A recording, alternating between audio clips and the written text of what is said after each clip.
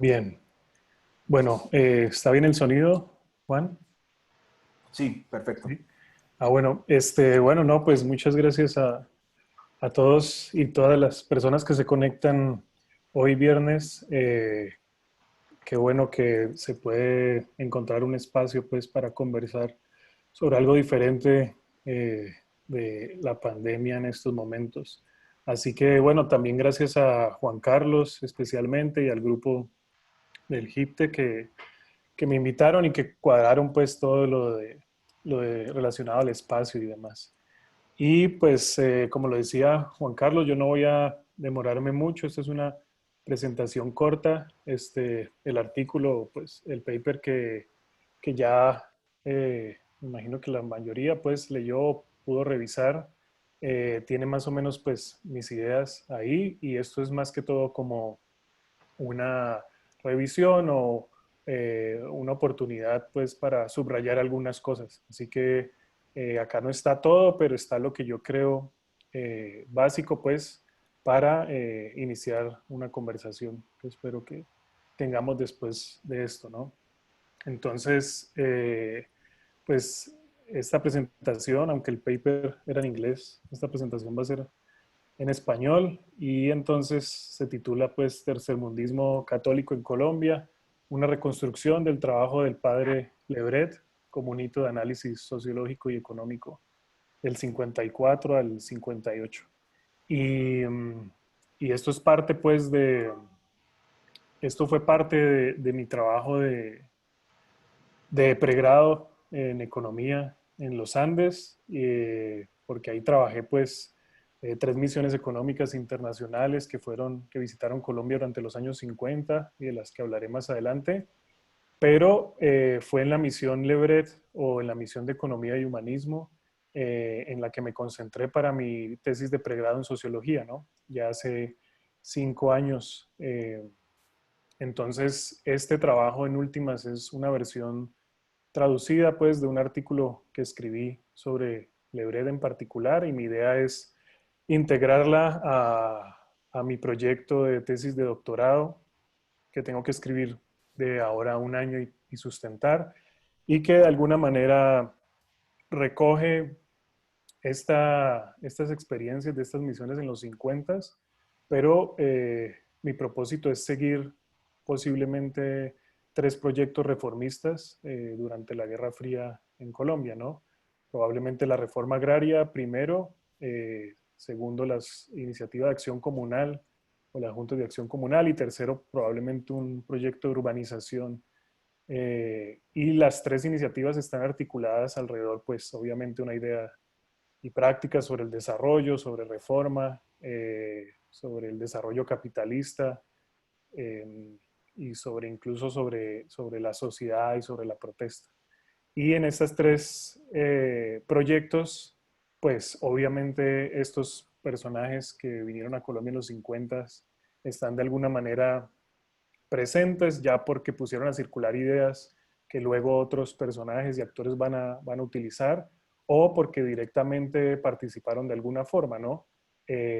Hay nombres tal vez más conocidos, o como ya mencionaba antes el profesor Samuel Jaramillo, como Orlando Falsborda, Antonio García, Camilo Torres, que voy a nombrar más adelante, pero ellos de alguna manera en un contexto post Segunda Guerra Mundial y en un ánimo, digamos, de pacificación y modernización del país, estuvieron presentes incluso, por ejemplo, en el caso de Falsborda, en esos tres proyectos, ¿no? Como líder y luego como crítico de la reforma agraria, como impulsor de la acción comunal y después como teórico del ordenamiento territorial en Colombia y que va a quedar plasmado en la Constitución del 91 y en proyectos al inicio en el SIMBA, ¿no? De urbanización.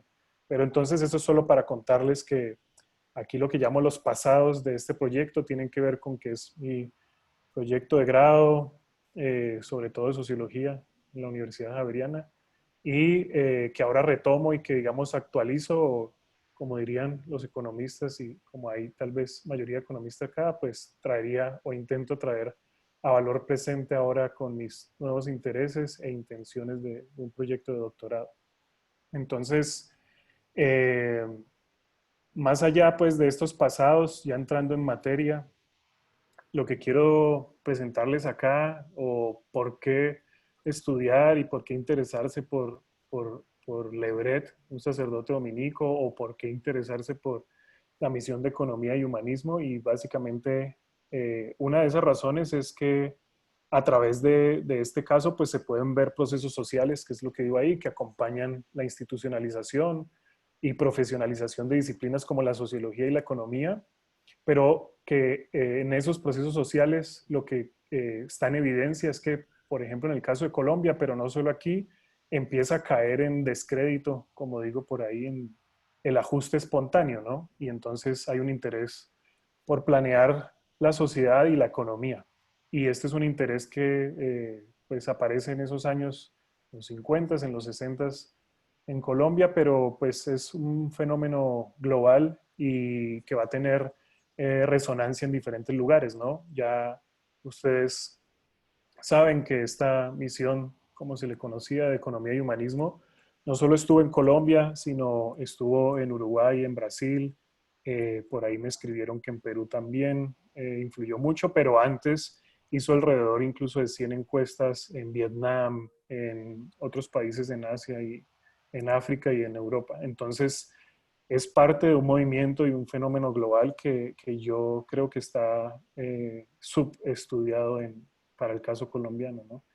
Por otro lado, pues uno también, esta es la excusa para pensar la relación entre órdenes religiosas y la conformación de círculos intelectuales, ¿no? Por ejemplo, como pudieron leer ahí en el paper pues, que presento, hay una relación muy estrecha entre personajes como Camilo Torres, que van a ser pues muy reconocidos por varias razones, y estos sacerdotes dominicos que llegan en los años 40 y que van a traer a Lebret a Colombia.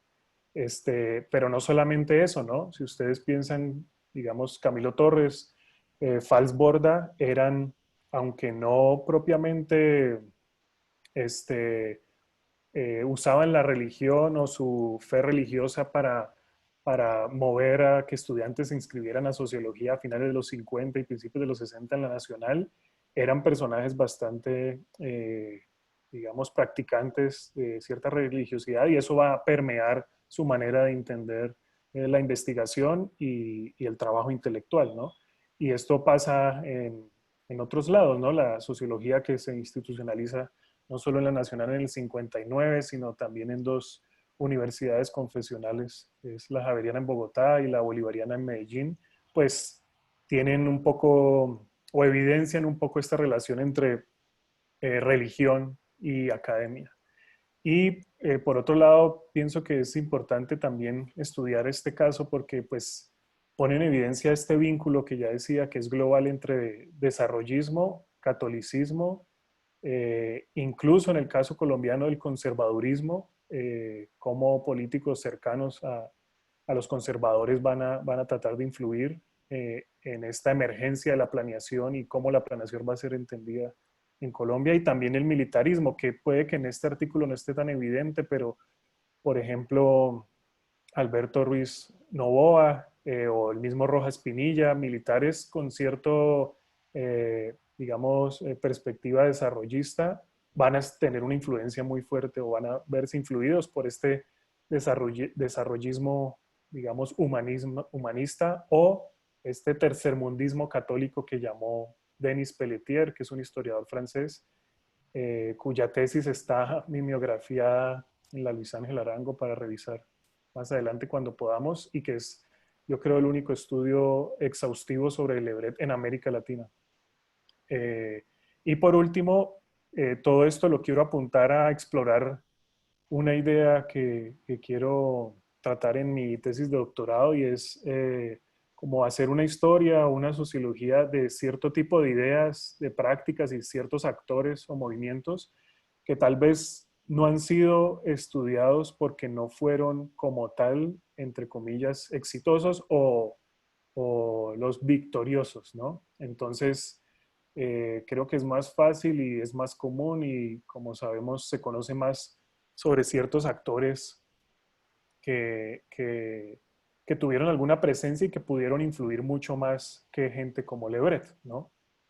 Incluso, pues, Hirschman o Kerry o otros personajes que de alguna manera influyeron y de manera muy importante en la planeación y modernización del Estado, pero que de alguna manera estas historias pues han dejado de lado otros personajes y otras iniciativas que nos hacen pensar, bueno, ¿qué hubiera pasado?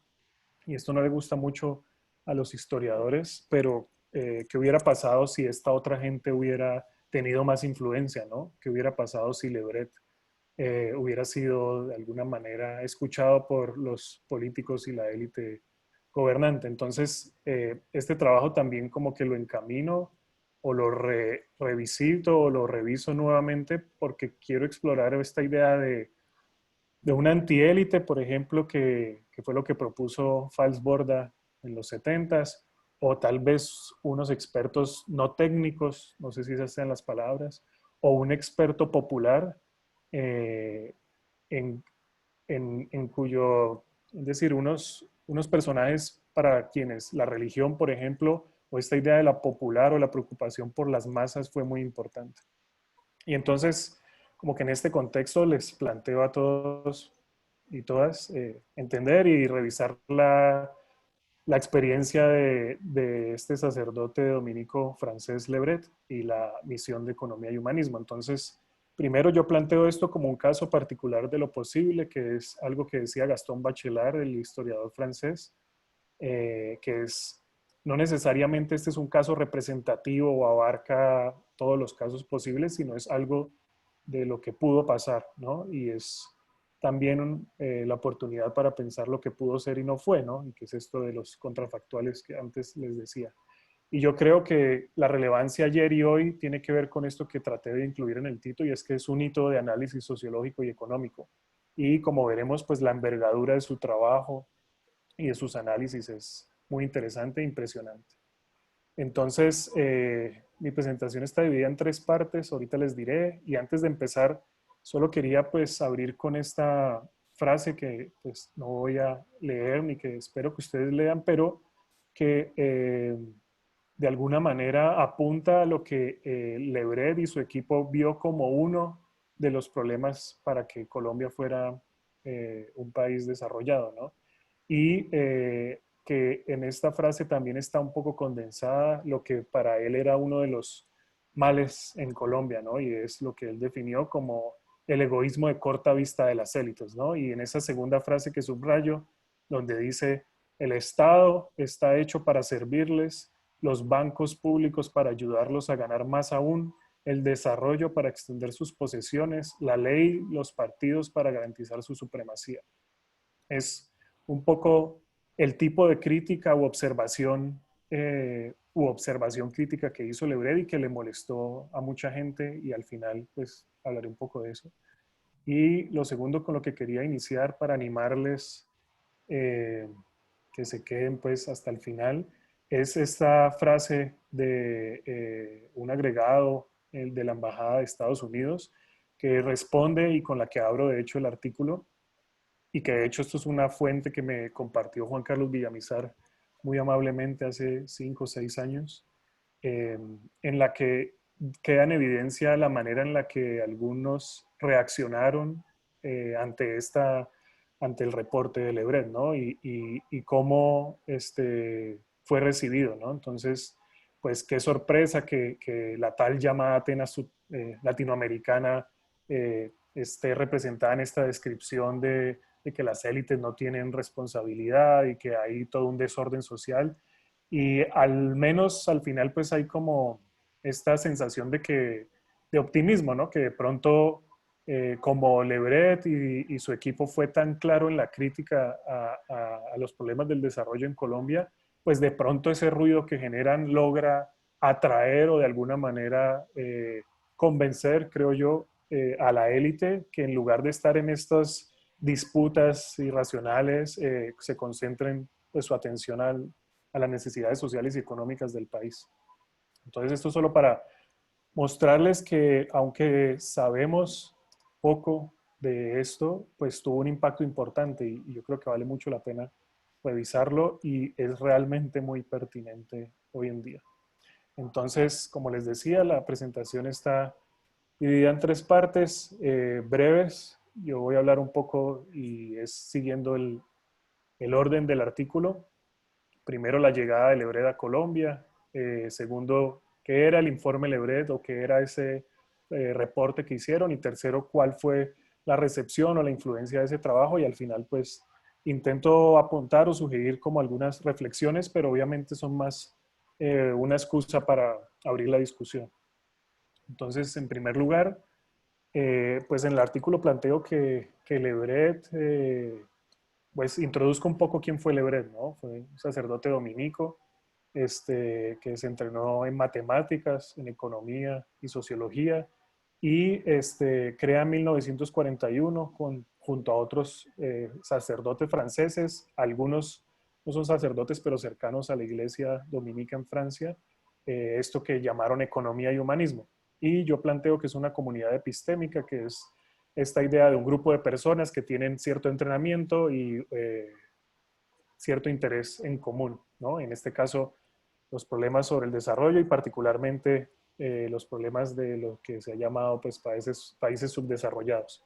Y ellos se van a interesar mucho luego en Senegal, en Vietnam, en Brasil, van a tener mucha resonancia. De hecho, curas de izquierda e incluso ciertas discusiones dentro del marxismo en el Brasil estuvieron también muy influidas por el trabajo de esta comunidad epistémica. Y también digo que Lebret, pues no fue cualquier, digamos, sacerdote, ¿no? Sobre todo tuvo una influencia muy importante en Populorum Progressium, que es esta segunda encíclica papal del 65-67, en la que se plantea que la iglesia tiene que abrirse al mundo, ¿no? Y que la iglesia tiene que, de alguna manera, preocuparse por los países, por los problemas de los países en desarrollo y que también hay algo que dice eh, un, un analista, que es que esta encíclica fue escrita sobre todo en el lenguaje de las ciencias sociales y no tanto como en el lenguaje de la fe y los valores. Entonces representa, digámoslo así, un cambio cualitativo en el discurso de la Iglesia Católica. Entonces Lebret tuvo un papel muy importante en eso. También, pues, hay algo muy importante de este grupo de economía y humanismo y es que ellos plantean abiertamente que el desarrollo es no solamente económico, no es solo crecimiento económico, sino también es la mejora en el nivel de vida, pero fundamentalmente en el nivel de vida de las masas. Y esto es algo muy interesante y tal vez para algunos y algunas acá puede parecer como evidente ahora, pero en los 50 no era tan evidente porque pues estas ideas y prácticas sobre el desarrollo estaban apareciendo. Y creo que lo que va a ser interesante con este grupo y con Lebret fundamentalmente es que no solo van a aportar al discurso sobre el desarrollo, sino que al mismo tiempo van a promover o a proponer una crítica al desarrollo. Y yo creo que en esto algo está porque han sido excluidos o se les conoce tan poco. Ya hablaba un poco del contexto de posguerra, pues después de la Segunda Guerra Mundial hay esta eh, intención por, pues obviamente reconstruir Europa, pero de alguna manera la demanda de también los países de América Latina porque pase algo también acá, ¿no? Y obviamente después de la Revolución Cubana, eso para los Estados Unidos va a ser una emergencia fundamental y como más adelante hablaré, pues, por ejemplo, la misión de lo que luego va a ser el Banco Mundial, el Banco Internacional de Reconstrucción y Fomento, la primera misión que ellos hacen de apoyo a un país en desarrollo va a ser Colombia, ¿no? En el 49. Entonces es un contexto importante y lo que les quiero insistir acá es que Colombia tiene un papel muy relevante que ha sido, yo creo, desconocido. Y entonces estos sacerdotes franceses de alguna manera se despliegan o se ubican, se distribuyen por el mundo en estas tareas misionales. Y esto va a ser muy importante porque yo no sé si ustedes, algunos les ha dado curiosidad que iniciativas recientes como la misión rural o la misión de sabios se llamen misión, ¿no? Y como se pueden imaginar, pues históricamente y etimológicamente, pues la misión es algo que viene de las órdenes religiosas y esto apunta un poco a la importancia, creo yo, de explorar lo que decía en un principio, ¿no? Como las órdenes religiosas y las comunidades intelectuales y sobre todo asociado al desarrollo. Y esto es una de las razones por las que creo que explorar lo que vamos a hablar acá o lo que estamos hablando es relevante.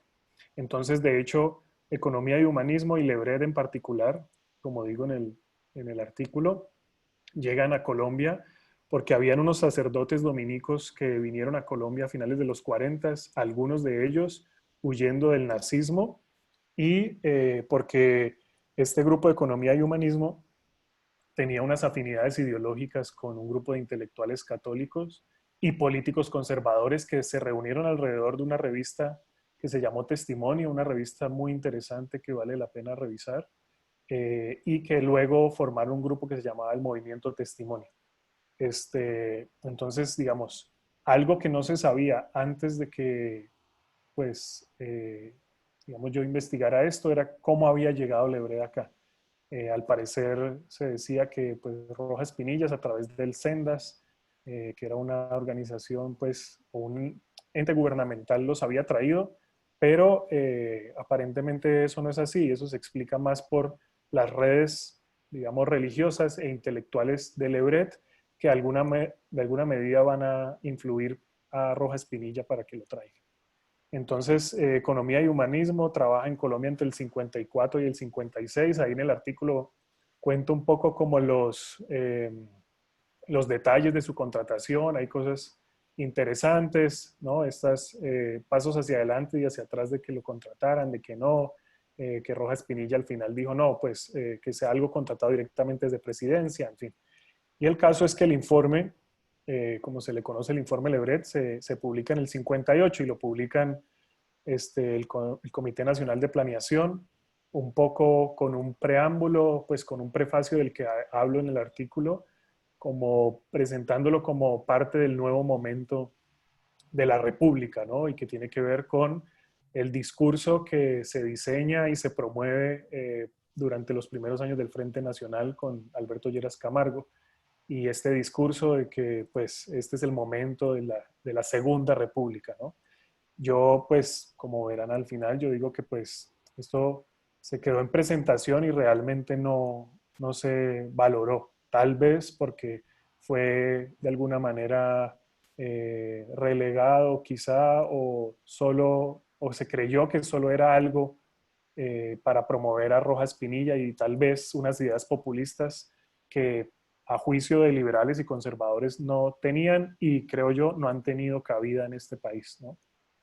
Y por último diría que la llegada, pues, o el trabajo de economía y humanismo en Colombia y de Le Bret en particular, lo que revela es un poco esto que he tratado de sugerir aquí antes, ¿no? Es un tipo de sincretismo entre un conocimiento sociológico y un catolicismo social que yo he llamado tecnocracia apostólica. Este, porque es este intento y ellos lo dicen explícitamente y la revista Testimonio lo menciona, es como este deseo de ir de las buenas intenciones a conocer para transformar, ¿no? Y esta idea de que el saber es poder, que es algo que también van a estar diciendo muchos en esos años, pero aquí lo particular es que ese saber de alguna manera está mediado pues, por el catolicismo, ¿no? Y en una nota al pie del artículo, de hecho, incluyo cómo para Le Bret y esta misión de economía humanismo, uno de los aspectos positivos de Colombia era que no, según ellos, que no había mucha homosexualidad y que tampoco había mucha práctica de abortos, ¿no? Pues, y yo también en el artículo, pues digo o sugiero que aún con eso, porque tal vez alguna lectura un poco, pues, más radical o dogmática podría decir, bueno, no, esta misión fue pura, yo qué sé, trabajo de adoctrinamiento y realmente no es así. O sea, están esas apreciaciones que uno puede pues criticar o no, pero en verdad hay mucho trabajo juicioso de campo, trabajo de hecho sin antecedentes y análisis que con métodos que para ese entonces eran bastante novedosos y que tal vez en su envergadura solo se parecen a las geografías económicas que la Contraloría General de la República en Colombia trató de hacer en los 30 o la encuesta folclórica nacional u otros proyectos durante la República Liberal en los 30 también, pero que sin duda tienen algunas características, digamos, novedosas y de una nueva ciencia social que aún en Colombia no se habían presentado. Entonces, nada más para mostrarles y cerrar esta primera parte, este es Lebret en una de sus visitas en el 54. Esta es una foto que aparece en la revista Testimonio de las que ya le hablé. Creo que esto es en el Museo Colonial. Y entonces paso a la segunda parte, ¿no? Que es qué fue el informe Lebret, qué traía, qué decía, que es también la segunda parte del artículo, ¿no? Entonces el informe se tituló El estudio sobre las condiciones del desarrollo en Colombia, tenía 2 volúmenes, eh, eran como, cada volumen son como 1000 páginas. El segundo volumen es muy interesante y es muy poco conocido. Vienen como cuadros, como qué encuestas hicieron, unos diagramas que para mí fueron muy difíciles de entender, pero revelan como todo el esfuerzo y la envergadura del trabajo por hacer un análisis en 11 ciudades y sobre todo en barrios populares de 11 ciudades y en 45 municipios rurales. Y de hecho, en ese anexo hay varios mapas en donde se revela la manera en la que ellos se distribuyeron el país y se fueron como de a grupos de a tres, al norte, al sur y al este. Este, entonces, creo que es un ejemplo, y por ahí también lo digo, como de cómo hacer pues ciencia social e investigación social. Y de hecho, en el artículo también lo nombro, profesores como Jaime Eduardo Jaramillo, de las primeras generaciones de sociólogos, segunda, tercera generación de sociólogos en la Nacional, me contaban que era, el informe era un texto con el cual ellos andaban debajo del brazo. Entonces, de alguna manera, sí tuvo una influencia importante y se constituyó como un ejemplo de cómo hacer sociología, ¿no? Para esos sociólogos. Digo también que es un trabajo colectivo porque comprende todo este grupo de economía y humanismo, pero también, por ejemplo, y esto también creo que es novedoso, entrenan a 6 colombianos.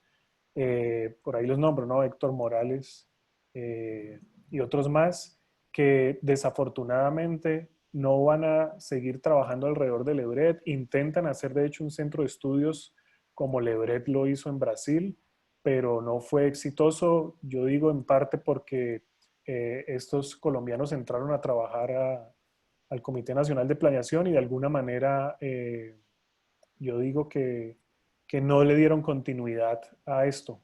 Sería interesante seguir, pues, qué fue lo que pasó con ellos, ¿no? En la preparación, pues, de hacer este informe, ellos hicieron sesiones de trabajo, eh, encuestas piloto, entrevistas con personajes reconocidos, Ernesto Gull, también políticos, y hacía mucho énfasis en que las personas que fueran a hacer el trabajo de campo tenían que estar al tanto de la coyuntura regional y nacional, que me parece llaman la atención sobre la creencia que ellos tenían de la importancia de saber leer el contexto político, económico y social para poder comprender y analizar correctamente lo que estaba pasando en el país. Y es muy interesante que ellos tienen este enfoque que es parte del enfoque que desarrollan y que define al grupo de economía y humanismo, y es esta idea de las necesidades y las posibilidades y sobre todo de las masas populares, ¿no? Y por eso es que van a decir ellos mismos cuando se presentan que tienen un enfoque particular que tiene que ver con el método, ¿no? Y ellos lo van a definir como un método sociológico que se enfoca en saber las necesidades de la gente. Y por ahí, de hecho, en el artículo exploro cómo ellos intentan evaluar lo que ellos llaman los niveles de cultura, la capacidad de liderazgo, y obviamente eso lo hacen a través de cuántos libros leen al día, etcétera, etcétera. Ciertas medidas sobre las que uno puede, pues, discutir o no, pero en todo caso es un trabajo, pues, muy interesante para haberse realizado en los 50, ¿no? Y como dije antes, pues propone una visión de desarrollo y al mismo tiempo una crítica temprana. Entonces no es tanto una reacción o respuesta al desarrollo entendido como crecimiento económico, sino es al mismo tiempo proponiendo una visión más, digamos, abarcativa o compleja de lo que se debe entender por desarrollo. En ese sentido, pues decían que sí era importante enfocarse en el crecimiento económico, pero también tener en cuenta el mejoramiento de las condiciones de vida. Y es muy interesante porque en el mismo informe Lebret critica, por ejemplo, lo que él llama el falso optimismo de la CEPAL. De hecho, la CEPAL estuvo entre el 54 y el 57 en Colombia haciendo también un informe sobre el desarrollo y de hecho de manera sorprendente, o a mí me sorprendió porque yo tenía pues tal vez esta idea posterior de la CEPAL en la que era un grupo tal vez críticos al desarrollo, en fin, pero este informe básicamente el desarrollo lo definen y lo evalúan como crecimiento del PIB per cápita, ¿no? Entonces, eh, a esto pues Lebrel lo va a criticar mucho y también a lo que él va a llamar los técnicos colombianos que se entrenan afuera, como muchos de los primeros técnicos en Colombia, que fueron a Harvard, en fin, y que vuelven a aplicar, según Lebret, ciertas fórmulas sin de alguna manera conocer eso que él llamaba la coyuntura regional y nacional, ¿no? Sin darse cuenta que hay que hacer ciertas adaptaciones o discusiones, etcétera, etcétera. Entonces me parece que es, de alguna manera, una crítica al mismo tiempo una propuesta sobre cómo entender el desarrollo y la técnica o lo técnico. Y él insistía mucho y el grupo insistía mucho de la importancia no solo de hablar como de hombres en abstracto, y esto se lo criticaba mucho a los economistas, aunque él tenía cierto entrenamiento en economía y sus equipo también, sino como concentrarse en esta idea del hombre concreto y situado, ¿no? Y habla mucho de la geografía y por eso le pide ayuda a Ernesto Bull y también critica mucho esto que él llama las intuiciones vagas y dice que la prensa y también estos economistas técnicos que vienen de afuera las alimentan y las promueven. Entonces ya para finalizar con esta segunda parte sobre el informe, en el informe se ve, hay mucha información muy interesante. Es un informe muy largo, de hecho es poco revisado y solo les pongo un ejemplo breve. Cuando yo hacía mi tesis de pregrado en sociología, que fue cuando revisé esto, entré a la biblioteca de la Javeriana, abrí el informe, creo que el primer tomo, y en la primera página había una carta del entonces, creo, ministro de Educación, Gabriel Betancourt Mejía, presentando el informe y diciendo que por favor lo difundieran y se lo enviaran a los estudiantes de la Facultad de Economía. Es decir, no voy a extenderme, pero les quiero nomás invitar a qué les dice a ustedes que después de 50, 60 años, esa página siga ahí y no haya sido revisada por nadie aparentemente.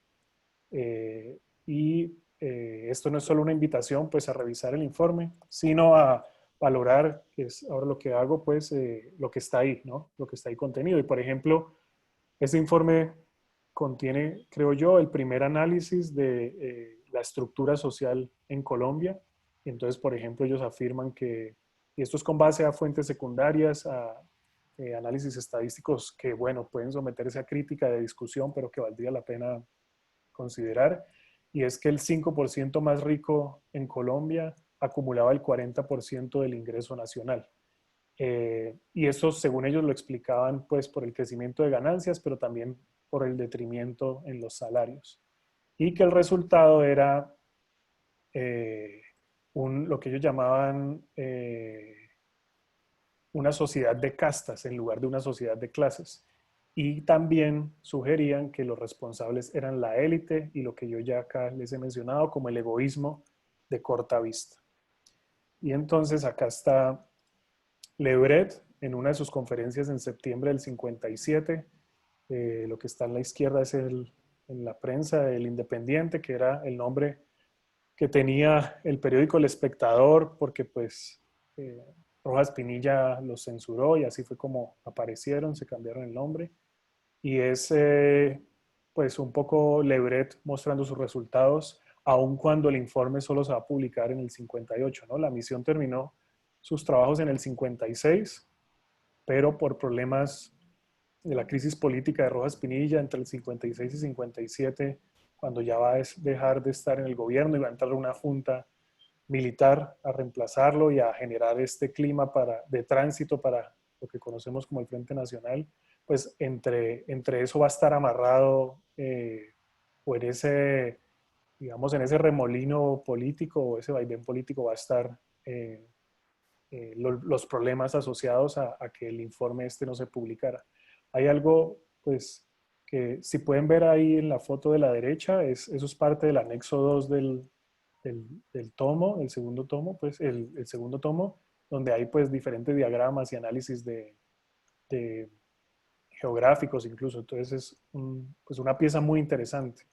Y algo que me genera curiosidad y es que en lo que yo leí, Lebret no sabía español, sino francés. Entonces no sé muy bien cómo, es decir, cómo hizo pues para difundir esos resultados y la gente cómo reaccionó. Eso es una cosa que me da curiosidad. Entonces ya en tercer y último lugar, pues les quiero contar un poco sobre la recepción del trabajo, cómo la gente recibió esos resultados, esas observaciones y críticas a la élite, pero también al nivel de vida de la población. Atrás, ahorita no hablé mucho de eso, pero se habla.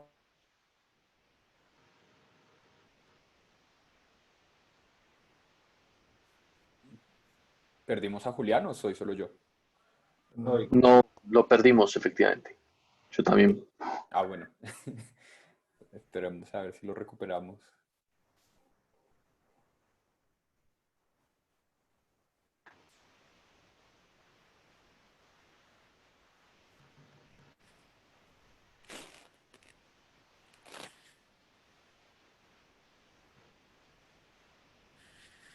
Ah, sí, lo perdimos definitivamente. Sí, perdón, se fue la luz en Bucaramanga. Gracias por la espera. Esperen ya. Ve, ¿y dónde quedé, Juan Carlos? hacia el final de la... Mirar en la tercera parte, la Sí, tercera sección, la recepción, exactamente ahí. ajá. Ah, bueno, uy, qué bueno. No escucharon la grosería. Entonces, voy a dejar sin cámara para evitar errores. Entonces, bueno, como les decía, la última parte es sobre la recepción del trabajo. Eh, lo que es interesante es que en prensa, por ejemplo, se habla mucho de cómo este informe, junto a otros como el de Kerry y la CEPAL fundamentalmente, hablaban de la importancia de planear, ¿no? Y de una planeación social y económica. Y en particular en el Independiente, en el 57, se habla de cómo pues se oponía por un lado la técnica y el orden versus la fantasía y la improvisación y cómo lo segundo había primado en Colombia hasta esos años. Y como les decía antes, pues cómo los sociólogos, o los primeros sociólogos en Colombia, encontraron ahí su primera afirmación moderna. Lo otro, en términos de la recepción, es dos cosas, ¿no? O dos partes o dos grupos. Por un lado, como cierta oposición y por otro lado, algunos que lo vieron como una oportunidad, ¿no? Entonces, Bacta, por ejemplo, que era cercano al gobierno conservador, decía que, bueno, que era un informe exagerado, que era más un documento ideológico, programático de Rojas Pinilla, en fin. Y otros vieron que el documento era una oportunidad, ¿no? Antonio García, un economista también del que se ha sabido o se le ha estudiado poco en Colombia, dice que, bueno, que no era necesario ver a Lenin o a Proudhon o a otros personajes digamos, de izquierda para hablar de justicia social, que bastaba con ver, por ejemplo, a sacerdotes como Lebret y su informe para entender la importancia de la justicia social en Colombia. Carlos Ortiz del Comité Nacional de Planeación hablaba de que era el momento de hacer cosas y que con voluntad política se podía. Rojas Pinilla lo usó el informe para defenderse de las acusaciones en el Senado y para revelar o mostrar que su gobierno tenía buenas intenciones. Y la revista Testimonio, por ejemplo, dijo que el informe iba más allá de la neutralidad fría de los técnicos de antes, ¿no? Refiriéndose pues, a Kerry, a la CEPAL, pero también a otros informes. Y pues está esto interesante que les mostré al principio de la Embajada de los Estados Unidos, o bueno, una persona ahí adjunta a la Embajada que hablaba que el informe mostraba todo sin eufemismos u obscurantismos técnicos en comparación con otros. Y pues Alberto Ruiz Novo hablaba de que se trataba de un eminente sociólogo católico, ¿no? Entonces, con lo que quiero terminar en términos de la recepción es, aunque hay limitación, existen limitaciones en términos de su recepción, de la recepción del informe, no se pueden desconocer que tuvo alguna influencia, aunque fuera limitada, y que esa influencia es la que hay que, creo yo, seguir explorando. Y entonces ya para finalizar,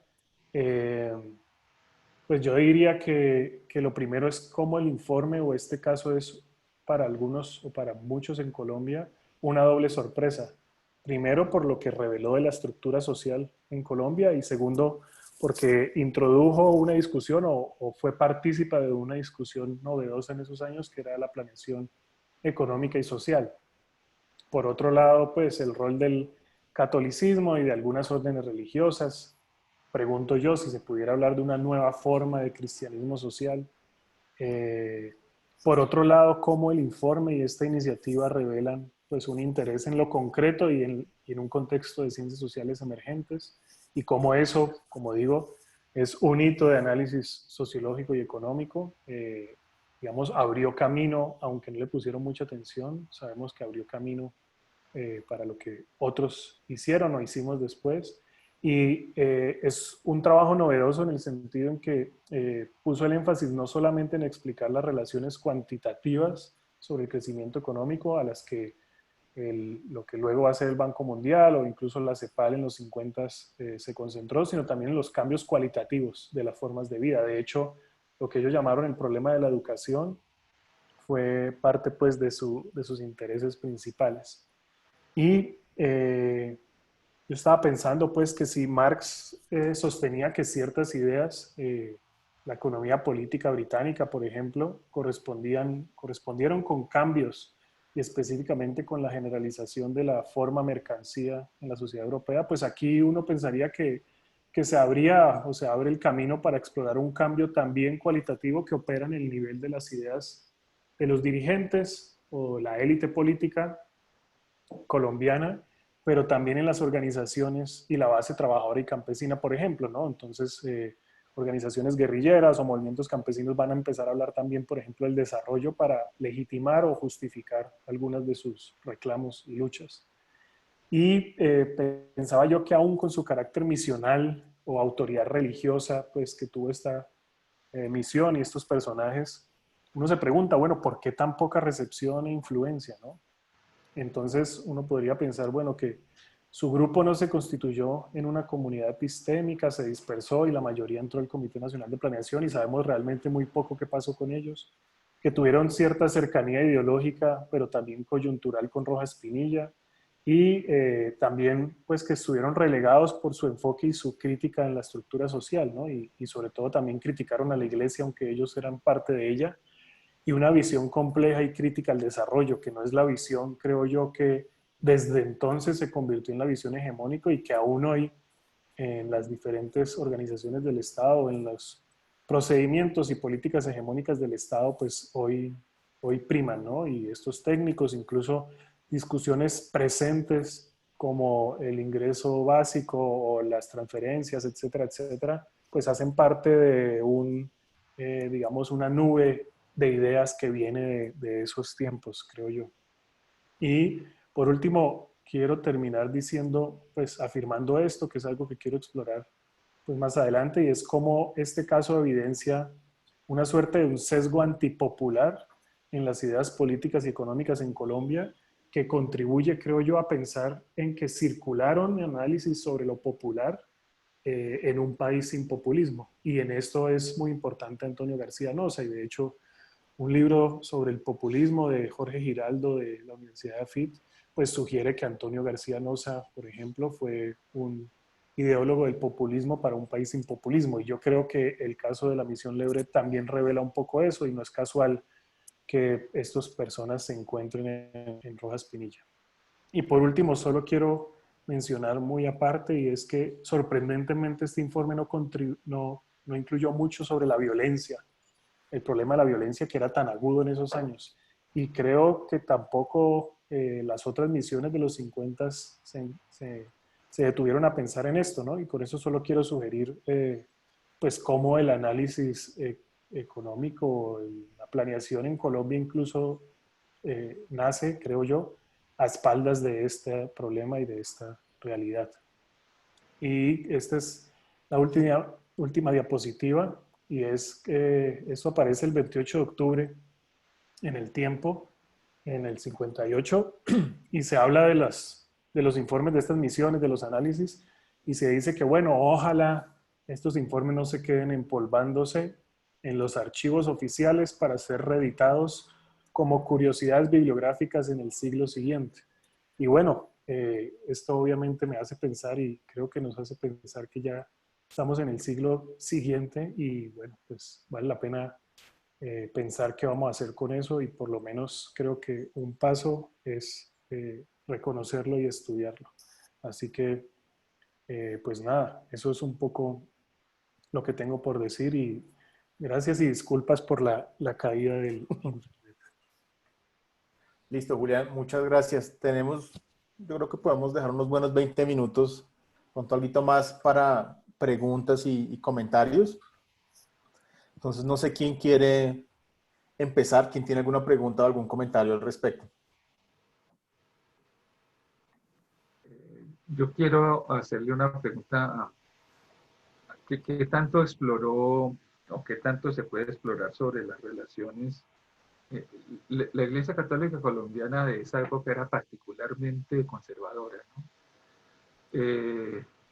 Y estos curas franceses venían de una tradición donde ya había digamos, un catolicismo,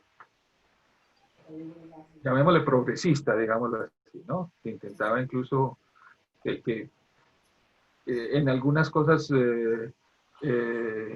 mm, discutía mucho con el marxismo, en otras tenía, digamos, aproximaciones, pero era, digamos, un movimiento, una corriente relativamente ubicable, ¿sí? En cambio, en Colombia, en general en América Latina, pero en Colombia era de las organizaciones católicas, pues la Iglesia Católica oficial era de la más conservadora, ¿no? Además conservadora en el sentido riguroso, pues, estricto, digamos, ¿no? Porque venía pues de una alianza de muchos años con el Partido Conservador, y en ese momento pues de la violencia muy alineada, digamos, con el Partido Conservador. Yo no sé cómo era la percepción, por decirlo así, de la jerarquía católica en ese momento sobre el padre Lebret y sus curas franceses, ¿no?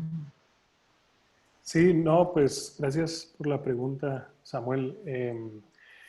Yo creo que, bueno, es interesante que en la revista Javeriana hay algunos análisis sobre Lebret, y son análisis, creo yo, como optimistas y positivos, ¿no? Pero muy diplomáticos, ¿no? Porque es más como le damos la bienvenida, etcétera, etcétera. Y como se sabe, pues en esos años la revista Javeriana, creo que la dirigía Vicente Andrade. Estoy seguro que por aquí hay, como veo entre los participantes, hay gente que puede saber esto más claramente, pero y otro grupo de, pues, de jesuitas que no eran los jesuitas pues progresistas que uno va a conocer en otro momento, ¿no? Yo sé que había cierto contacto, por ejemplo, con Crisanto Luque, pero Crisanto Luque, que era en ese entonces parte pues, de la jerarquía, tenía muchas diferencias con este tipo de pensamientos, ¿no? Y de hecho eso puede de alguna manera explicar en parte por qué este grupo no, y el análisis que hacen sobre Colombia no va a tener mucha resonancia posteriormente, aunque es muy interesante que digamos, Lebret en últimas llega por el lobby, digámoslo así, hacen intelectuales católicos y también ellos son muy cercanos al conservadurismo, ¿no? Incluso unos cercanos a Laureano, pero que terminan inclinándose por Rojas Pinilla y que de hecho en la revista Este Testimonio dicen que Rojas Pinilla es algo que manda la divina providencia y 6 políticos conservadores que hacen parte del comité de abogados que se sienta a evaluar, bueno, lo de Rojas Pinilla es legal o no. Dicen que sí, que es legal, que es un gobierno legítimo. Bueno, esos 6 abogados son parte de testimonio. Entonces, yo no sé, si es importante como pensar en qué luces arroja esto sobre la iglesia y el poder en Colombia. Hay más claridad, creo yo, por el lado de Camilo Torres, ¿no?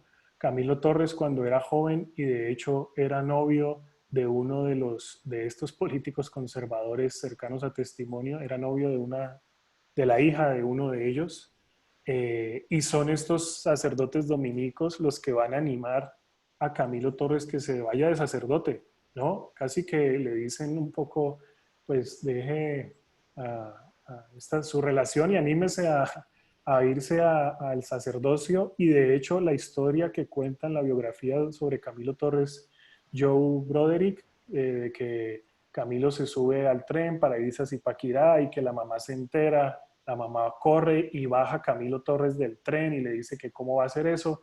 Y dice que bueno, que si decide ser sacerdote, que al menos vaya al seminario en Bogotá y no a Zipaquirá, donde los sacerdotes dominicos que tienen fama de ser de izquierda o de ser como radicales o de ser algo progresistas. Entonces va a ser muy interesante pues cómo ellos van a, creo yo, a influir a personajes como Camilo Torres e incluso a otros que van a construir esto de la teología de la liberación. Yo sé que Gustavo Pérez Ramírez, que es sociólogo, que hizo un estudio muy importante sobre el campesinado en los 50 y que fue compañero de Camilo en Bélgica, también lo influyó mucho Lebret. María Cristina Salazar, que es la compañera de Fals Borda y que va a ser una de las profesoras pues, en la sociología en la Javeriana, cita a Lebret en su tesis de maestría sobre la sociología de la religión. Entonces, yo sé que, ahora no recuerdo el nombre, pero como inició el CINEP, como un centro de investigación también, el CIAS, Centro de Investigación y Acción Social, va a estar muy influido por Lebret. Entonces, y de alguna manera es interesante pensar esta historia como a contrapelo de, por ejemplo, la historia del CEDE, ¿no?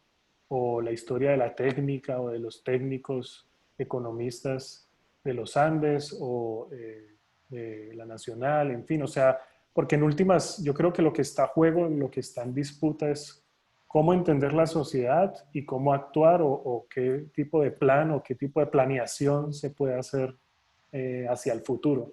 Y es interesante porque en la actualidad o en el presente eso aparentemente está muy dividido, ¿no? Muy separado, ¿no? Una cosa son los economistas técnicos, casi sabios, incluso, bueno, la misión de expertos y todas estas misiones, pero pues hay una mística, diría yo, medio religiosa, apostólica ahí y hay también una profunda relación con otro tipo de saber que ha sido poco explorado, ¿no?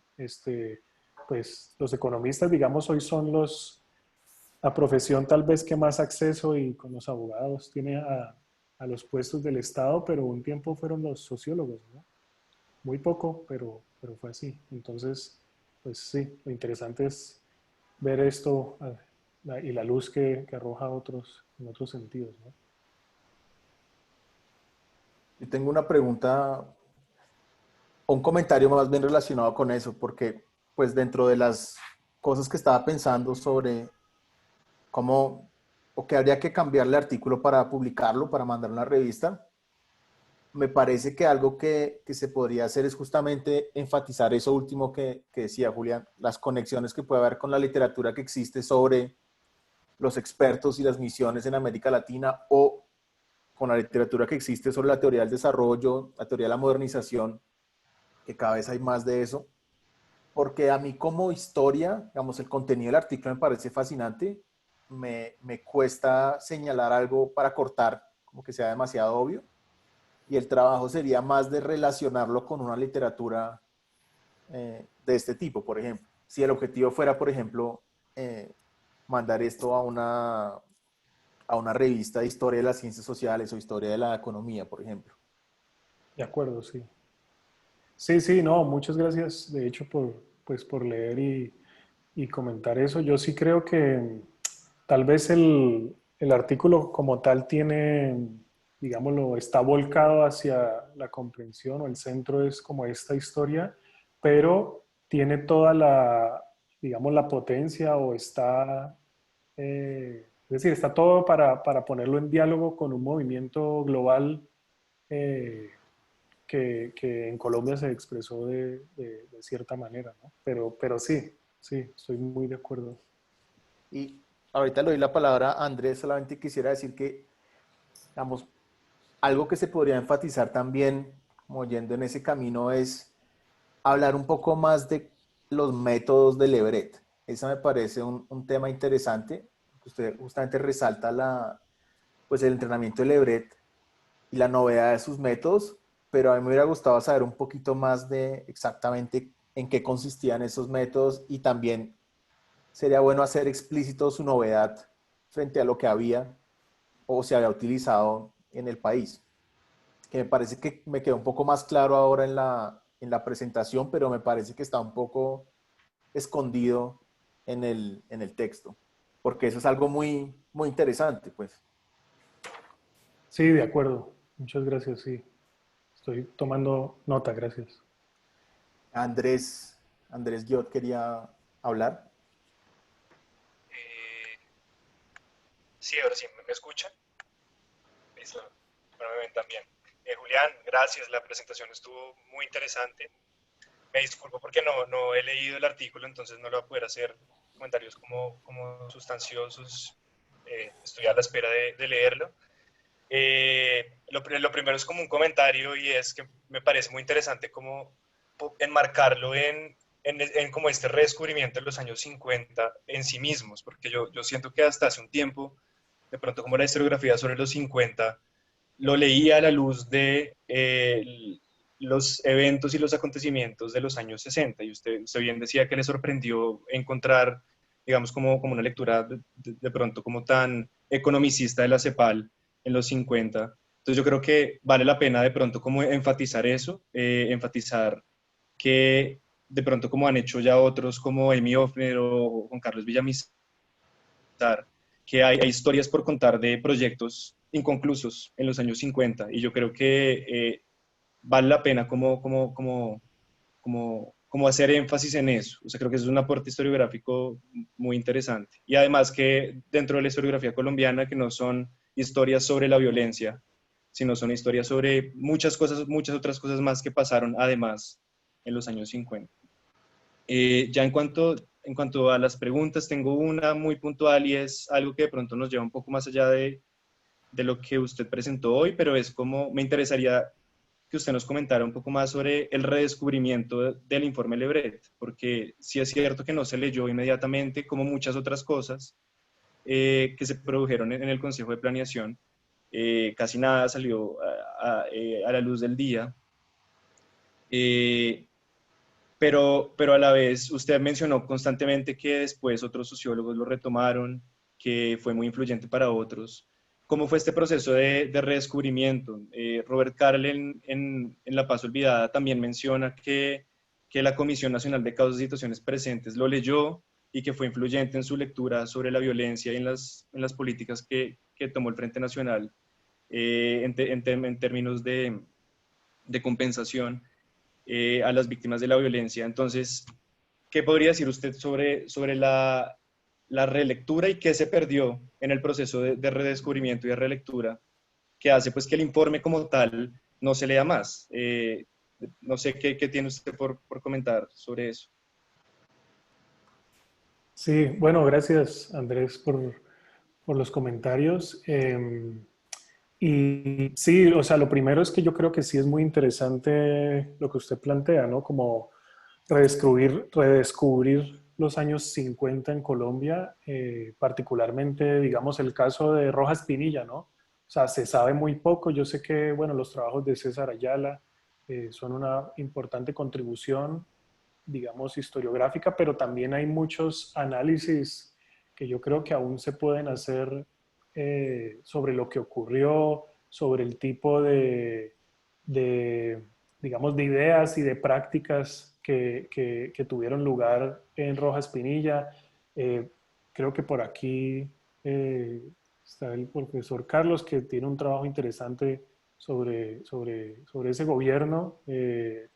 Por ejemplo, muchas iniciativas como el Sendas, que era este servicio social, como una suerte de hecho, trataba de emular o, digamos, era como un ente que hacía cierto servicio social y que era dirigido, ahora no recuerdo muy bien si era por la hija o por la compañera de Rojas Pinilla, probablemente por ambas. Influido por el peronismo, ¿no? Exacto, Del peronismo.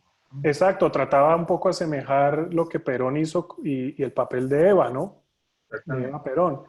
Y entonces, uno que ve ahí, o sea, que pues se supone que no ha habido pues una estación populista o no ha habido populismo en Colombia, pero aunque uno puede decir como tal, Ganó unas elecciones, exacto, ¿no? En 1900 exacto. 1970 ganó unas elecciones, las perdió en la registraduría, pero las ganó en las urnas. De acuerdo, no, de acuerdo. Y mi punto un poco va hacia allá, es como estas historias, digamos, en nombre del fracaso o de lo que no fue, sepultan un poco o ocultan un montón de cosas que detonan. Y esto me lleva a la segunda parte. Andrés habló del libro de Amy Hoffner, que sí me parece una genialidad.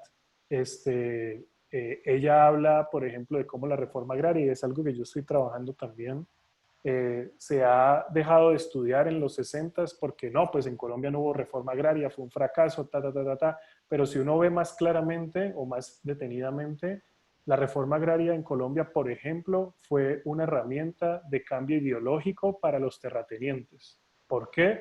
Y esto lo dice ella, porque después de la reforma agraria, los terratenientes, por ejemplo, en el Valle del Cauca, por primera vez empiezan a justificar la acumulación de tierras en nombre de la productividad. Antes era un poco, bueno, pues tenemos mucha tierra y pues porque sí, y ahí desde la reforma agraria, según ella, y me parece que es la evidencia lo suficientemente convincente, que ellos empiezan a articular la defensa de la acumulación en nombre de la productividad. Y ¿eso qué significa? Que muchos proyectos que entre comillas fracasan o que fallan entre comillas, detonan o hacen posible un montón de cosas sobre las que uno no está tan al tanto. Y eso es lo que yo estoy estudiando un poco, ¿no? O sea, y que me lleva a la pregunta de Andrés, y es, pues, digamos, Carlos Ortiz, cuando estaba presentando el informe Lebret en el 58, 59, dice que el Comité Nacional de Planeación en su historia ha hecho alrededor de, creo, 298 informes, pero que el de Lebret era el mejor, que este sí decía las cosas que tenía que decir, que sí iba a tomarse en cuenta y que este era el momento, etcétera, etcétera. Entonces, bueno, uno, pues un poco trágico y triste, pues saber eso ahora y ver que pues muchas cosas no ocurrieron y no tuvo el impacto que se anunció. Y por eso, sí, la pregunta que usted plantea sobre, bueno, ¿cómo fue el proceso de redescubrimiento del informe? Es muy interesante. Eh, es algo que espero responder con mayor certeza después de hacer mi tesis de doctorado, que aunque no es de Lebret, por ahí alguna parte tendré que volver a él, pero yo sé que muchos sociólogos de la primera y segunda generación, me da curiosidad por, digamos, sociólogos en universidades confesionales como la Javeriana y la Bolivariana, que cómo lo vieron, pero tuvieron esto como un gran ejemplo, ¿no? Yo tuve algunos y le hice una entrevista. Sé que, por ejemplo, Álvaro Camacho Guisado, cuando estaba en los Andes, y él es sociólogo de la Nacional, y pude hablar con él, me dijo que ese informe a él, que es de la primera generación, lo influenció mucho. Jaime Eduardo Jaramillo, que es el que yo cito ahí en el artículo, dice que él andaba con el informe debajo del brazo, a pesar de que no se le paró tantas bolas, pues, oficialmente, ¿no? Aunque, como usted bien dice, la comisión investigadora de la violencia en Colombia, la primera comisión del 58 en la que estaba Otto Morales Benítez y que hacía parte pues de este esfuerzo de reconciliación y de pacificación de Lleras Camargo, que se anunció por muchas vías, entre esas el informe, la presentación del informe Lebret.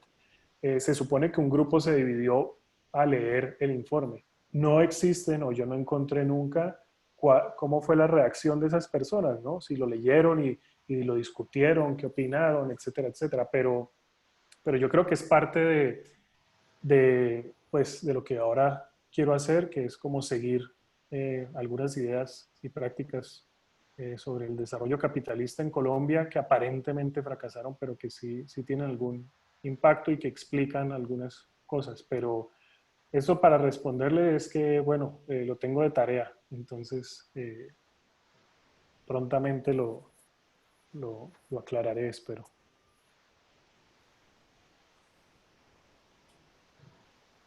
En el chat había una pregunta de Juan Sebastián Gómez que le pregunta a Julián que desde su punto de vista, ¿cuál sería la principal contribución del informe? Eh, pues, a ver, hay algo que a mí me sorprendió mucho y es este análisis de la estructura social, ¿no? De hecho, ahorita no recuerdo, pero hay un profesor en Uruguay que trabaja todo el tema de desigualdad en América Latina y sé que él, por ejemplo, aun cuando mucha gente en Colombia no sabe de estos análisis, digamos, un poco estadísticos, aunque se pueda dudar de los números sobre la desigualdad de ingresos en Colombia, la gente que está estudiando este tema, por ahí algunos los llamarán los piquetis criollos. Yo estoy muy en contra de ese mote, pero bueno, la gente preocupada pues, por la desigualdad reconoce en Lebret como un aporte pionero en eso. Pero desde mi punto de vista, ¿cuál sería la principal contribución? Pues al final del informe, ellos resumen, creo que los problemas del desarrollo en Colombia en 7 u 8 puntos, que si están interesados, pues me pueden escribir y con gusto se los puedo enviar, pero uno de esos es como, él lo resume como el poco asocio entre las élites y las masas y cómo hay un abismo entre ellos, ¿no? Y yo siento que el gran aporte para mí de el informe es una lectura de la situación social en Colombia, sobre todo de la desigualdad, pero apuntando hacia un proyecto, quizá no explícitamente, pero sí implícitamente nacional popular. O sea, que incluyera de alguna manera a las grandes mayorías. Y eso pues quizás se veía o se vio en Gaitán y quizás se vio en Rojas Pinilla y por eso Rojas Pinilla lo va a contratar, pero pues creo que tal vez eso sea lo novedoso y siento que no puede ser tachado de propaganda para nada sino es un análisis muy juicioso que tiene que reconocerse como tal. Qué pena si puedo meter la cucharada, que me toca irme ahora en un momento. No sé, Juan, si tengas a alguien más en la lista, en la fila. No, no, hágale. Vale, Julián, otra vez muchísimas gracias por la presentación y por el artículo. De verdad, a mí me encantó, me pareció muy, muy, muy interesante. Descubrí una cantidad de cosas. Me gustó muchísimo ese enfoque historiográfico, digamos, que tienes de justamente lo que decíamos antes, descubrir nuevas figuras, digamos, escondidas, o no nuevas, pero figuras escondidas. Tratar, digamos, todo este tema de algunos callejones sin salida, algunos esfuerzos que finalmente no fueron tan exitosos, el tema del poder de la iglesia, de la planificación de los expertos desde un punto de vista distinto, de las prácticas, de verdad que me gustó mucho. Y me queda, digamos, como eh, eh, como una inquietud acerca de algo que me hubiera gustado ver un poco más en el paper, de pronto en la presentación o de pronto más adelante en tu tesis. No sé hacia dónde vaya a ir esa tesis, obviamente, con respecto a cómo fue ese diálogo de Lebret con los otros expertos economistas. Tú mencionas algo muy interesante de Antonio García Nosa. Me hubiera gustado, obviamente, pues saber un poco más al respecto, pero también con los otros economistas un poco más, entre comillas, no sé, ortodoxos, ¿cierto? Con Curry, sobre todo con Hirschman, en particular porque veo que hay muchísimos aspectos comunes entre este proyecto de Lebret y el proyecto de muchos economistas de la época con respecto a lo que mencionaba Juan, el tema de los métodos, por ejemplo, esa idea de traer los saberes de las ciencias sociales, obviamente para formular políticas de forma más racional, ¿cierto? Eso no es solamente, digamos, algo de sociología, obviamente es algo también de la economía. Entonces ahí hay un punto de encuentro bien importante desde todo este aspecto de la teoría de la modernización, del desarrollo, todas estas cosas.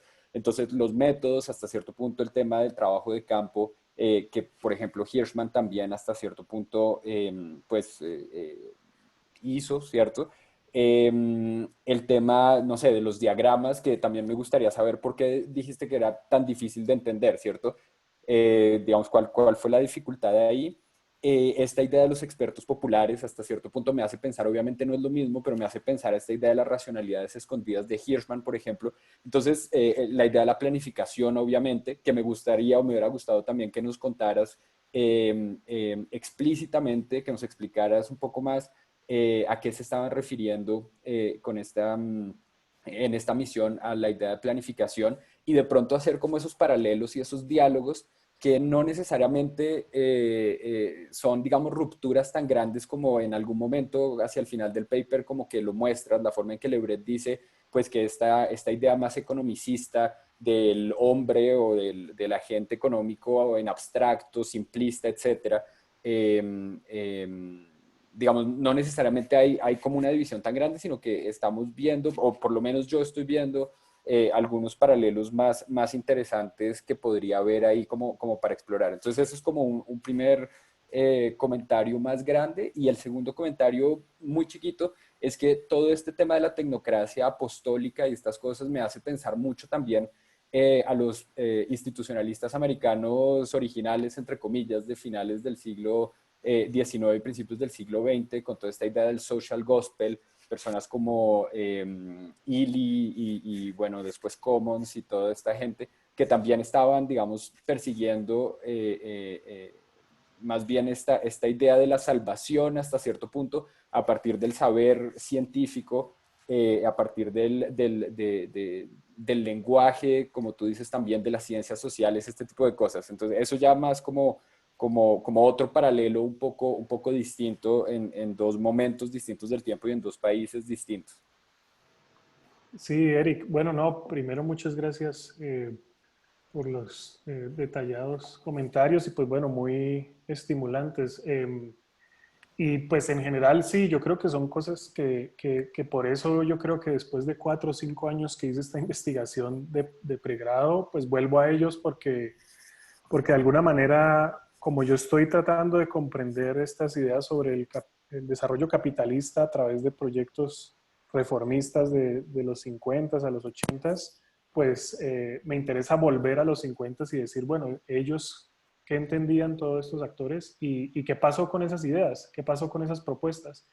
Y en ese sentido, claro, yo también creo que hay muchos puntos de encuentro y paralelos que me gustaría explorar más. Por ejemplo, todos los informes, y yo me leí los 3 informes para la tesis de pregrado en economía, para la cual acá el profesor Jaramillo fue uno de los animadores, y también por ahí está Samuel Vanegas de la Javeriana, que también no es por echar culpas, sino por reconocer ayudas de hace un tiempo, pues me ayudaron mucho. Y hay muchos paralelos. Por ejemplo, el problema de la tierra aparece en los 3 informes, ¿no?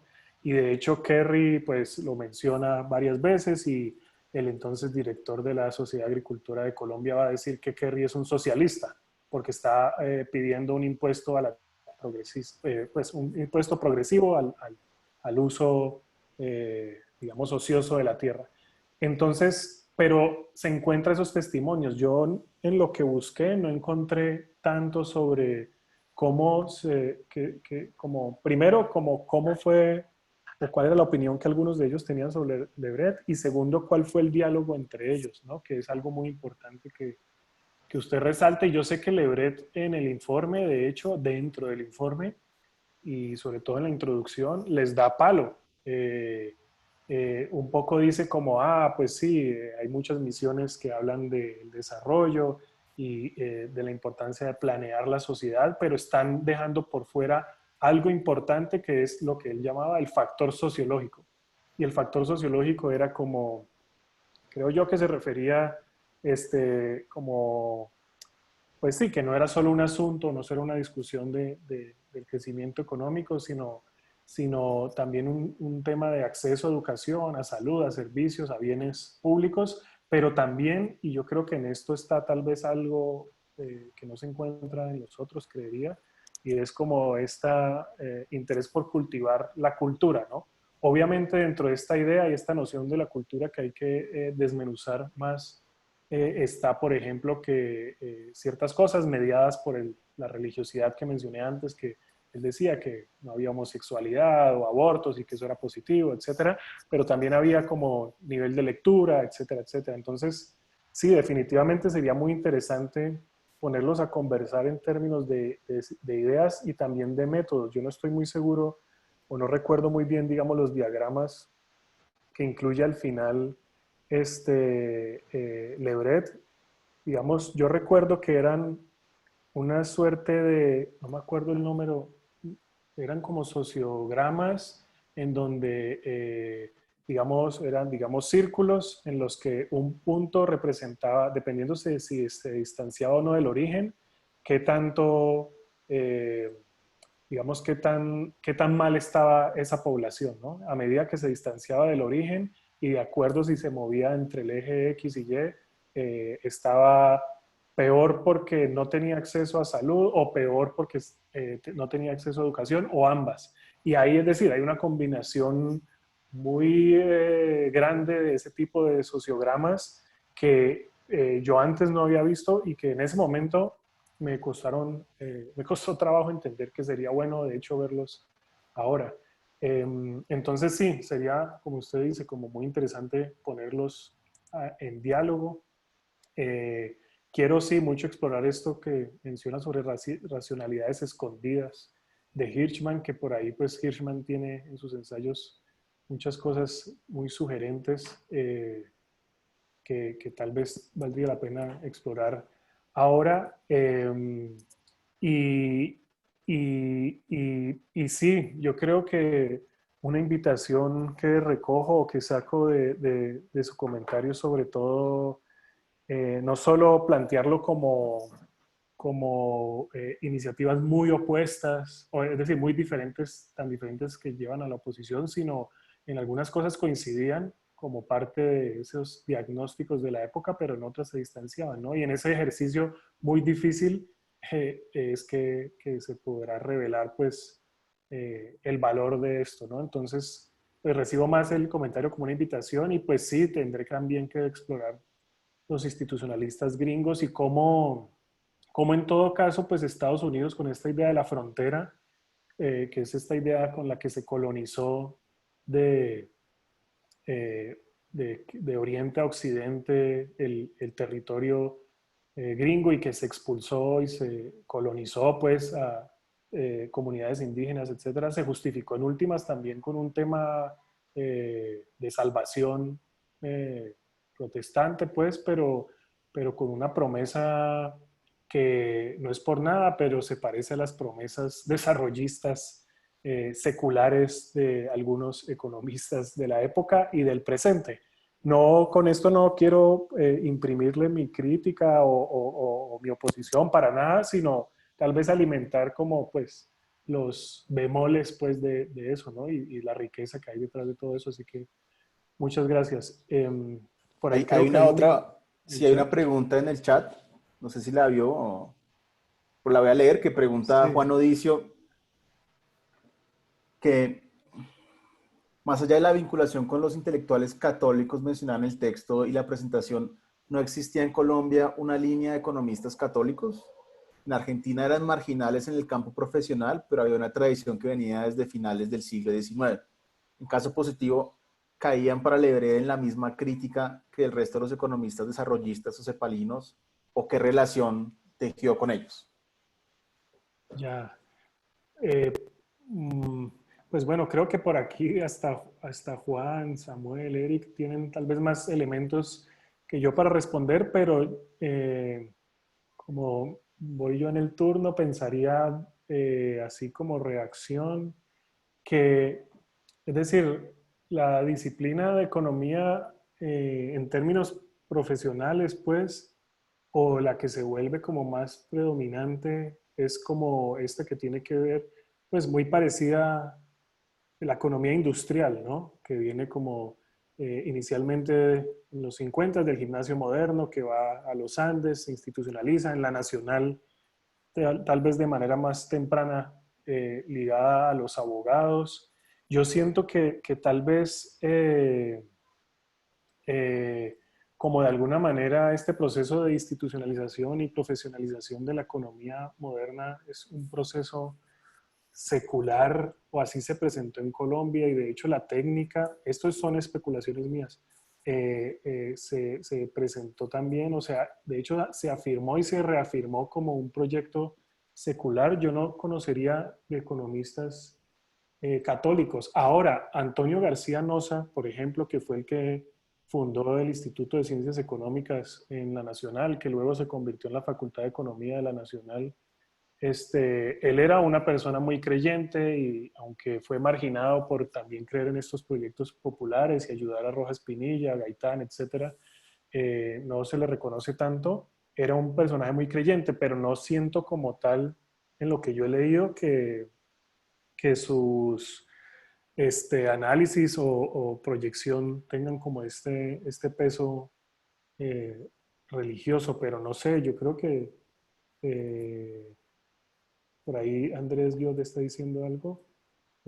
Ingenieros conservadores como Mariano Espina Pérez, quien daba la cátedra de Ingeniería Industrial en la Javeriana, de Economía Industrial en la Javeriana. Eh, Gómez era ingeniero. Laureano era ingeniero también, ¿no? sí, pero pues sí, yo creo que es interesante cómo en un país, o sea, cómo es una pregunta en últimas, creo yo, sobre la historia de la disciplina, ¿no? De la economía y cómo en este país tal vez tan confeso, pues, ¿no? El país del Sagrado Corazón, unos profesionales que se vuelven los profesionales hegemónicos del Estado, aparentemente no justifican tanto su labor o no lo hacen tanto en nombre de Dios, ¿no? Aunque en la casa sean muy religiosos, ¿no? Que habla también, yo creo, como de la esfera pública, la esfera privada en Colombia, pero no sé, me parece que es un tema muy interesante.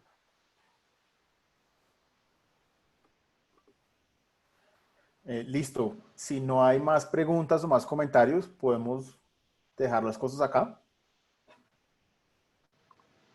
Bueno, muchas gracias Pongo de nuevo la cámara, disculpas de nuevo por las fallas técnicas. Y bueno, espero que sigamos conversando y gracias por estar acá. Sí, muchas gracias Julián por la presentación, muchas gracias a todos por conectarse y los esperamos en otra sesión del seminario el otro mes, muy probablemente. Que estén todos muy bien. Gracias.